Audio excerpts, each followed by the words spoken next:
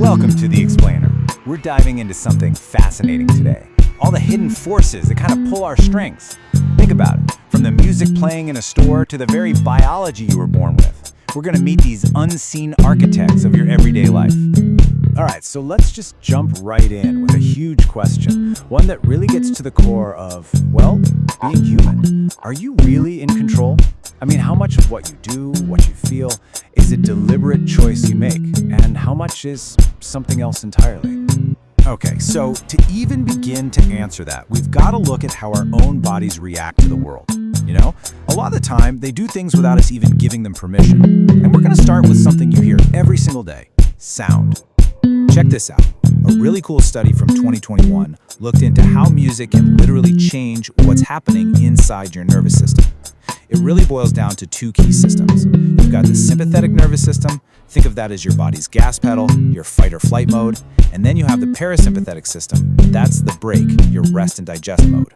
And wow, the data just speaks for itself. After people listen to fast, heavy music, you can see that fight or flight response, the LF marker, went way up. And the rest and digest one, it went down. But look what happens with slow music. That calming response, the HF marker, it actually increased in a way that was statistically significant. So this isn't just someone saying, oh, I feel relaxed. No, this is a real, measurable physical change happening inside your body. So what's the big takeaway here? It's that your environment, the world around you, can actually steer what's happening inside your body. We're talking about your heart rate, your stress levels. All of it can be nudged one way or the other by something as simple as the beat of a song. And the craziest part? It happens whether you're paying attention to it or not. All right, so our bodies can be influenced without us even knowing. That's pretty wild. But what about our conscious minds, the part we think is in charge? Well, for that, let's turn to a group of people who are absolute masters at influencing what we see and what we believe: magicians. Here's the secret, right? Magicians don't actually have supernatural powers. Shocker, I know.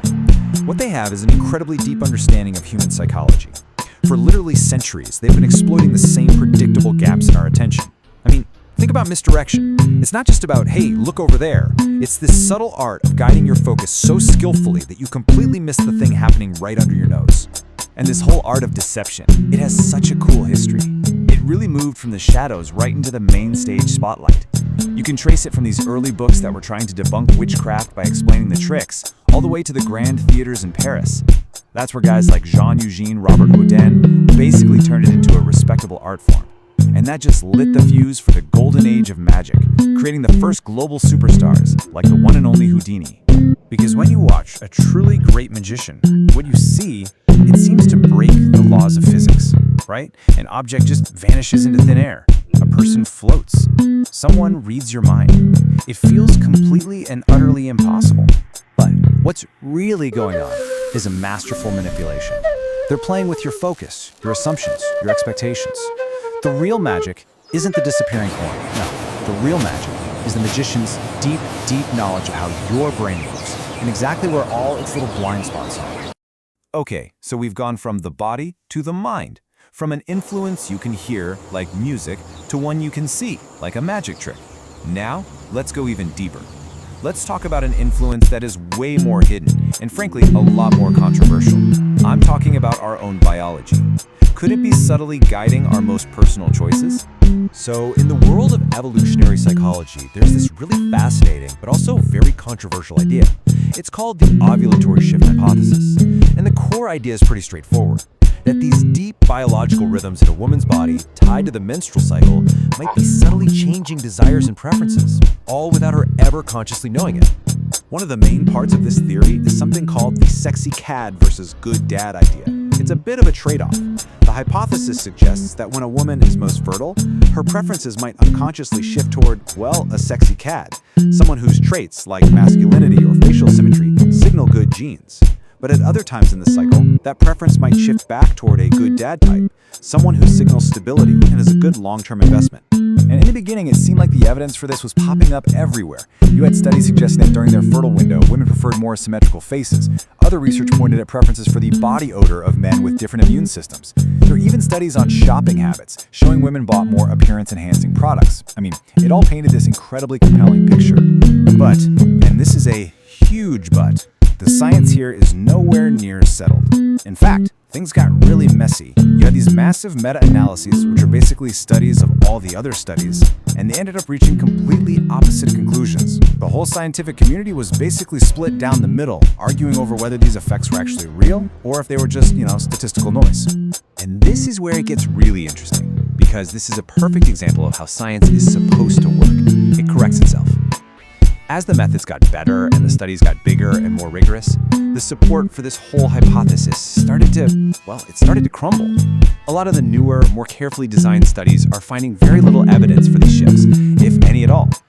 It's just a fantastic reminder that science isn't about having all the answers. It's a process of always questioning and getting closer to the truth. Okay, so let's recap. We've looked at the subtle push of music on our body, the deliberate pull of a magician on our mind, and this really intense scientific debate about our own biology. So after all that, where does that leave us with our big question? Who's really in control? What we've really seen is the entire spectrum of these hidden influences, right? You have the known, the physical stuff, like how music affects your body, that's proven. Then you have the manipulated, the psychological tricks, like how a magician plays with your attention. And then you have the debated, the super complex, controversial ideas, like our biology's role in our preferences. Each one is a kind of unseen architect, working behind the scenes to shape your experience. So the big takeaway here isn't, oh no, we have no free will. Not at all. The point is that awareness is your most powerful tool. Just knowing that these unseen architects exist, knowing about the music in the background, about the way a magician frames a trick, even knowing about the big questions scientists are still arguing over, that knowledge gives you power. It gives you the power to notice, the power to question, and at the end of the day, the power to make a more conscious choice. So my question to you is, knowing all this, what are you going to start paying more attention to?